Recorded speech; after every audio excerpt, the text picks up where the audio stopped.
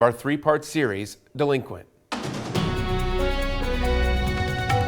Sandy Tower has lived in the Alpine Ridge neighborhood for decades. Since 1972. She's been the president of the neighborhood association for the last few years. You're familiar with everything, but mostly the people here, they're pretty nice. But one property in her neighborhood is, well, not so nice. I think 7 years it's been in that limbo.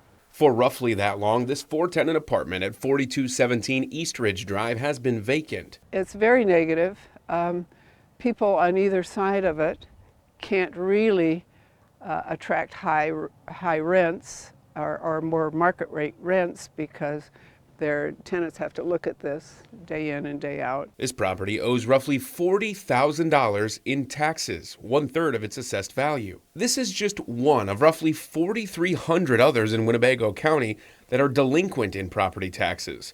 Those 4,300 properties owe roughly $23 million in property taxes. If you think about all the taxing bodies, the school districts, the park districts, the cities, that's a lot of money left on the table that would dramatically shift budgets. And we have properties that the government owns, both residential and commercial, that have gone 7, 11, 14 years without paying property tax. Michael Dunn Jr. and the Region 1 Planning Council have been tracking these properties, creating a map broken down into separate areas like city wards to track how much each property owes. There is no pocket of the city that is immune to this blighted property issue. From Ward 13 to Ward 1 to Ward 4, roughly 5% of properties are behind on their taxes. We're finding that, if 4 or 5% is the average citywide, each ward is close to that 4 or 5%. But it doesn't just affect the city and county budgets. It also affects those who do pay taxes.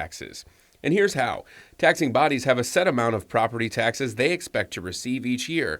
When that amount is not reached, potentially because of delinquent property taxes, eventually they may be forced to raise their levy, making a property tax-paying homeowner pay more. It all affects the resale value of your house and the value of your house, which is obviously the most important item most people own is their house. A dilapidated property in a neighborhood could be an eyesore, which brings down the value of the homes around it. And they sit in our neighborhoods and they are neglected, they're abandoned, they have grass growing, broken windows. If it's cleaned up and sold, it would be for a low price, essentially bringing down other values in the neighborhood when it's time to sell a home. The goal for the Region 1 Planning Council in creating these maps is get a lot of these properties back into private ownership and have them back on our tax rolls and to spread out this tax burden on more parcels in the area. And that work has already begun with new initiatives like the Land Bank, County Trustee Program, and more. We're pretty happy that